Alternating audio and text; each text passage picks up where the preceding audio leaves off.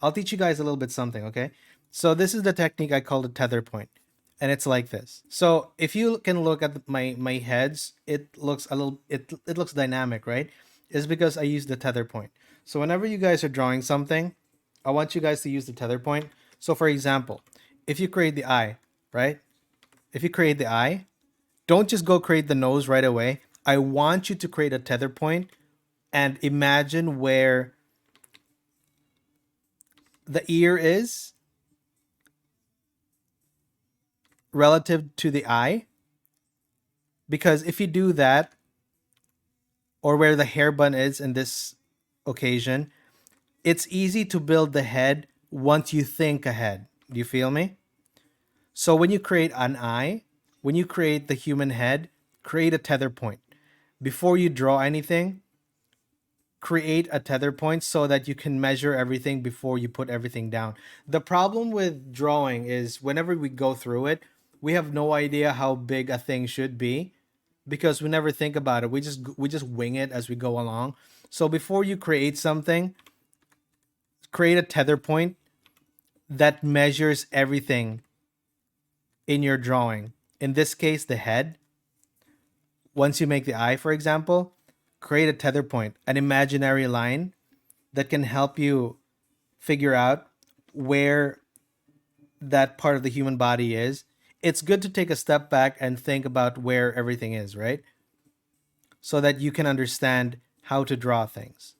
That's basically how people who draw really fast do it, is because already in their heads they already know where that part of the body is. And also, when you create something, right? Always remember, Vic, thank you for the $3. That was Santa. Thank you, Vic. Appreciate it. So here's a technique you can do. I'm gonna use the $3 to get me some tea. Imagine a star, right? In the middle, on the most focal point of your drawing. Does that make sense? Like if you were to create a ball, the most the place where the person would focus on, put a star on it or a symbol, anything so that you can measure where everything would be. Okay?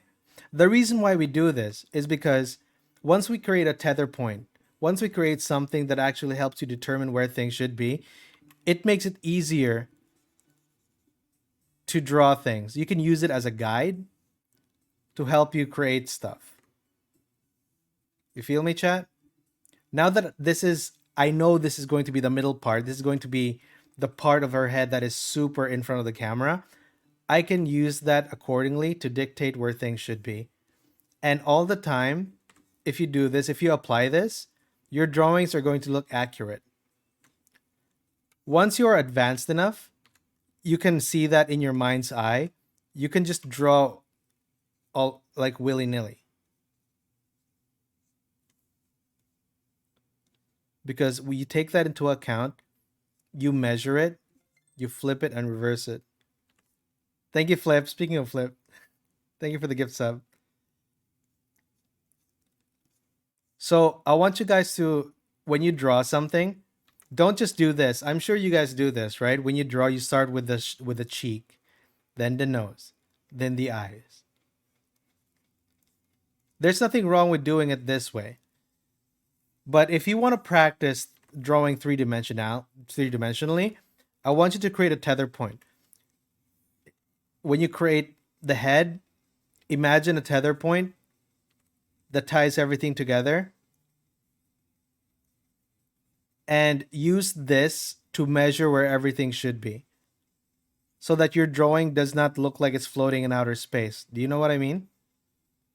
Once you do this, your drawings are going to look more dynamic, more realistic, and much better. So this is what Kim Jong-gi does. Whenever he would draw something, he would think about a tether point, something that would guide the person's eye to where he wants it to look. And that is the genius of Kim Jong-gi. Rest in peace. Is that he would create a place where people would focus on, in this case, the hand, and then use that hand to guide where the body would be. Once you do that, things will become easier to draw. It will look right in the three-dimensional space, and it's going to look very much alive. So, a tether point. Create a drawing, find the middlemost thing in your drawing that, okay, to make it easier to explain, right? The tether point I'm talking about is basically this. Imagine imagine this is a ball, right? And this ball is has a highlight. Are you guys with me so far? This ball has a highlight, and get this, imagine you are the one emitting the light. You are the one casting a light on this ball. So you are the one in focus. Because once you do this, right? Once you imagine yourself as the one casting the light, the drawings become personal, and it feels like it's your drawing, and it feels like the drawing is looking at you, and it becomes much more dynamic. Are you guys with me so far? So when you draw something, think of yourself as the one casting the light.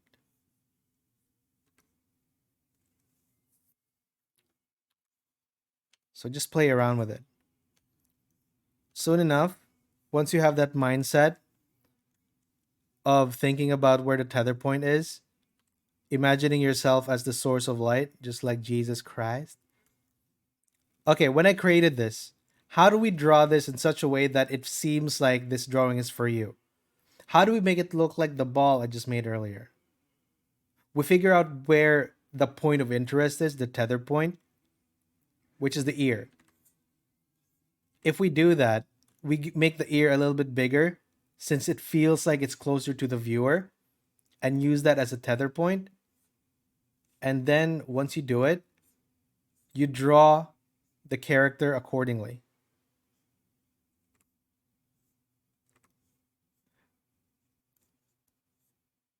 It's a very simple trick, but imagine yourself as somebody who is the one casting the light. It becomes much more intimate.